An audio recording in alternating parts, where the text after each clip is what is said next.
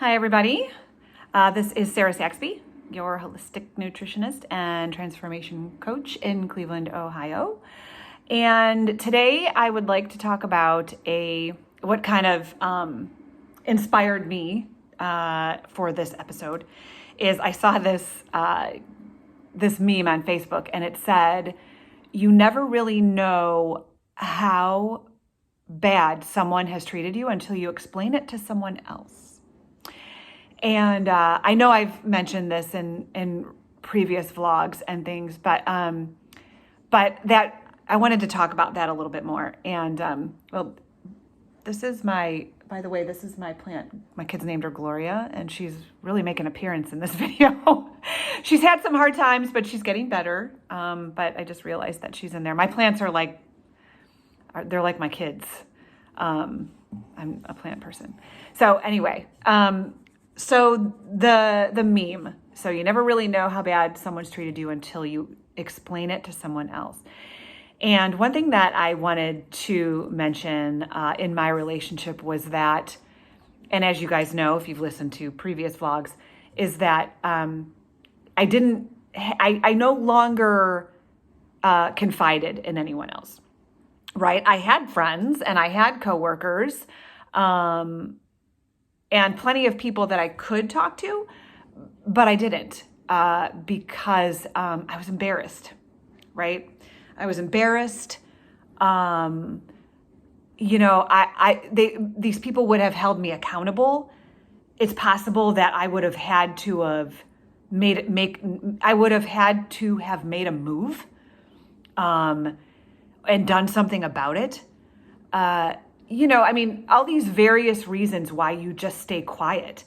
And, I would have had to face something that I just didn't want to face.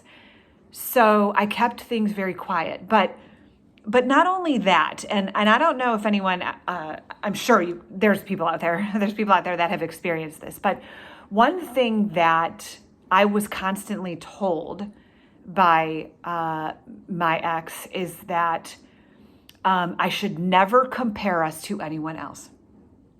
Don't compare us. We're not like anyone else. These are my needs and these are my desires. This is what I need. So, not everyone's like that. So as an example, and I've shared this many times about the sexual abuse, I would say, do you think there's any freaking husband or, boyfriend or partner or whatever that literally is getting, why don't I just walk around the neighborhood? Okay. I remember saying this, I'll walk around and go door to door and ask people, how many times, ask, a wife or whatever, how many times do you give your husband a blowjob every day? When he walks through the door, do you pull his pants down and give him a blowjob? And do you have sex every night? I'm just curious. And he's like, do not do that. No one is like us. You can't compare us. And you know how it is. You go, is that true? Should I stop comparing? Oh my God, it's true. We're not like anyone else, but how can I compare us to anyone else? Maybe I shouldn't do that. And you start doubting it, right? And you start to go into that space where you're like, okay, well, I can't share it with anyone because, people just won't understand. They won't understand. There you go. They don't understand that we're different. We're different. So I never shared it, and until I got out and I started to speak so freely about it. And you should have seen the looks on my friends' faces. Oh my God. When I started talking about this, they were like, Sarah, no, that is not okay. That does not happen, and I was like, right. That's what I thought. I didn't think people did it that much, and they're like, no. And, if you ask a guy, they'd be like, are you kidding me? 4 times a week? That's how many times you guys did it? I was like, well, I had to. That's what I signed up for. That's what I agreed to in therapy. It's 4 times a week. Didn't want it, hated it. You know, I wanted it to be organic. Like it was like, you know, where a time where it would just be the both of us like coming together, you know. And like I said in my last episode, I understand that he has needs, but it's like, I wasn't taking away from those. You know what I mean? I was a willing participant, like understanding that and you know, not neglecting, but you know, I just, it's still, you could tell that I'm still like trying to connect dots around that, you know? But, you know, the minute I just, the looks on my friends' faces, I can't begin to explain to you guys the horror and, you know, the fact that I've had people say it was rape, you know, that like, you know, and then if you ask, you know, if you were to ask him, it'd be like, oh, please, give me a break. Give me a break, you know, but it was like, but I'm so tired. I'm tired of dumbing it down. You know what I mean? And I'm tired of second guessing myself. And I'm tired of saying, well, maybe it wasn't as bad as I thought. No, it was really fucking bad. If you can imagine never being able to go to bed, ever, for 5 years, I was never able to just go to bed. I had to have sex or I had to get yelled at. Those were my 2 options. And I did it all the time, you know, like, oh God. So, you know, it's not okay. That wasn't okay. And I've been made to believe that, like, you know, I still second guess myself and say like, oh, maybe it was okay. But, you know, then God bless my friends who are like Sarah, like shaking me and speed slapping me going, dude, this isn't okay. Stop it. Because we try to convince ourselves that it is. Do you know, and you know, like there was, and again, I think I've mentioned this before, but there was an obsession around my phone and what I was doing on it, okay? And one thing that I can say about myself is that when I'm in a relationship, I am faithful to that person. Like, I'm kind of more of a person that, like, if it's not, you know, I'm not going to just jump to someone else. Like, so, you know, for me in this relationship, like I was legit in the relationship and I wasn't talking to anyone else and I wasn't doing anything, you know what I mean? But his obsession with my phone usage, I remember one of my guy friends, literally, I never dated this person, but he was one of my best friends all through the 90s.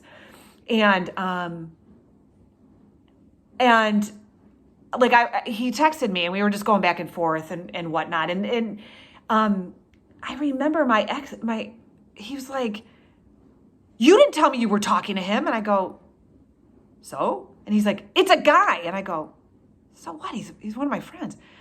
And he's like, I would never do that to you. You know, and I'm going, oh my God. So I got yelled at for that.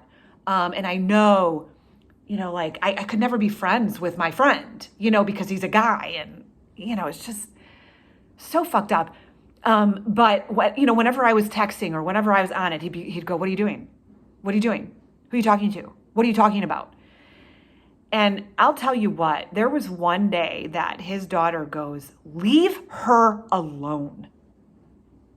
And I went, I mean, his daughter had to tell because he kept going, who are you talking to? Who are you talking to? And I think it was driving her fucking batshit fucking crazy because he was just obsessed with what I was doing. So she told him to leave me alone. And I'm thinking to myself, this is like a teenager that has to stick up for me because I'm a fucking child. You know what I mean? I'm a fucking child and I'm letting this person do this to me. And so I have to have this teenager stand up for me. And then I thought about it and I said, you know, would I have told him to leave me alone? Yes. I would stand up for myself in that way, but what I wouldn't do is go any further than that. You know, so because that meant touching something a lot deeper. You know, it's not hard for me to yell back at someone. You can ask my kids. You know, it's not hard for me to tell him to stop or whatever. but it's what would happen after. It would be the incessant scolding and the bitching and, like, what are you doing? And, all that stuff. And then what would that lead to? That would lead to me having to make a decision. Is this what I really want? And it was like, that would open up some wounds, and I was just like, okay, well, I'm just going to wake up again tomorrow and just go through that whole freaking thing again and just have to share my, everything that I'm doing on my phone. And, we were with a therapist one time, and she literally said, dude, enough with the fucking phone. This is her private property, and you need to leave her the fuck alone with that. Like, this is her private. She grabbed my phone. She's like, this is hers. This is hers to do whatever she wants. And, but he didn't hear it. He didn't care, because I don't think he believed that. I don't think he believed for a second that it was my phone and me to do whatever I wanted. Because then it would be like, you're in a relationship, Sarah. You don't just do whatever you want. And it's like, but I'm not just doing that, but again, I just put up with it and I live that way. So that's comfortable hell, man. That's like putting up with shit, that's just not right. It's like, if you feel, I can't imagine the amount of energy it took to monitor another human being for 24 hours. Can you imagine the amount of stress? And I wrote a blog that it's called, like, does control really reduce anxiety? Because the only reason why you control things is to reduce your anxiety. And so I feel like every day, like, he woke up with anxiety and he had to control as long as he was controlling, it was pushing that anxiety down, that whatever that fear is that was inside of him. But it was it was like this, like, he's like, like juggling, like, my life, like, all the things. Oh, she's on her phone. Who's she talking about? Who's she thinking about? Did she give me a blowjob today? Because that's the way I feel good. And, like, is she paying attention to me? All this, like, did she say hi to me first? Did she hug me? Is she gonna, take my clothes off today? How can I get her to do that? I need to tell her what I need. What is she doing at work? Is she talking to somebody? It's got to be the most stressful freaking way to live. But then on the other side of it, you have me that's, I've relinquished every ounce of control that I had in my life. And if anyone knows anything about human design, I'm a manifester, for shit's sakes. Like, and if you're a manifester, if you know one, it's like our entire lives are surrounded by people who try to control us, especially when we're little. And, there's a key to get out of that. It's called informing.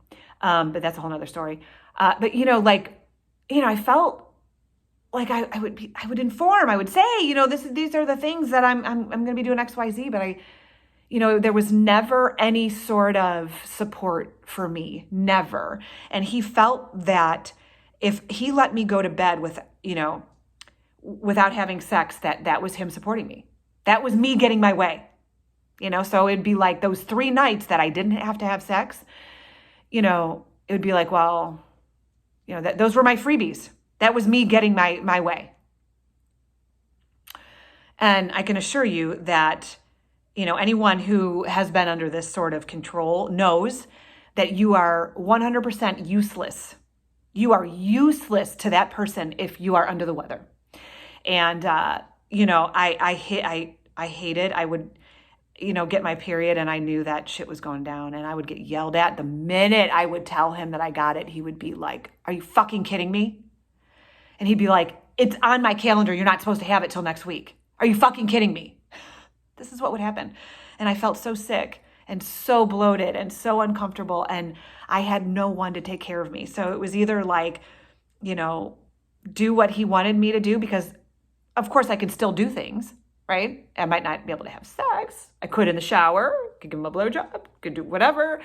I could do all that, or I would just get yelled at because I got my period. I remember that one time So, I fortunately, I didn't get, a lot of illness, during this time, but there was one time that, man, I had a fever, and I just remember, um, I was sick. Like I probably had like 102, 103 fever. And, when you have a fever, you just don't want to do anything. I was just laying on the couch, and he never stopped to see me. Like he never stopped in to see if I was okay, if I needed anything, nothing. And he was working from home, and he's just kind of, or what? Yeah, I think he was. And he was kind of just walking back and forth. I had a friend drop off all kinds of food, like soup and a friend. And I remember saying to him, "Hey, can you maybe stop by and see if I need anything?" And he's like, "I'm busy." Yeah, I'm busy. So it's just like, this person didn't care about me. He cared about, as is his host body providing him what he needs. And I wasn't able to do that. And he certainly wasn't going to get sex because I had a fever. Well, I don't know. I probably got yelled at. But,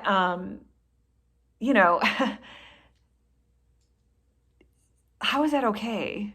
How is that okay? So, to kind of circle back about, it doesn't sound like abuse in your head until you tell people. Man, when I started sharing this stuff, like the amount of people that were just in tears, and just going, dude, it's going to make me cry. Like my friends were just like, if you would have freaking told me, like, they're like, I would have got a freaking shovel and a rope or whatever, it's just like, you would have lived with us. And I had just so many people just be like, you want to come live with us? And, I had to go to the police station because he was, hacking into my, Facebook Messenger, and, he denied that. Like, I'm stupid. No, I don't go into Facebook anymore. Oh, come on, dummy.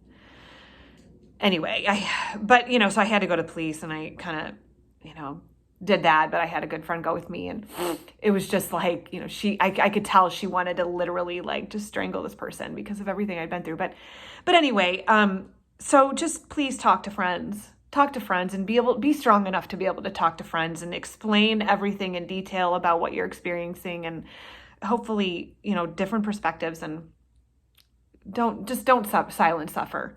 Don't silence suffer. And,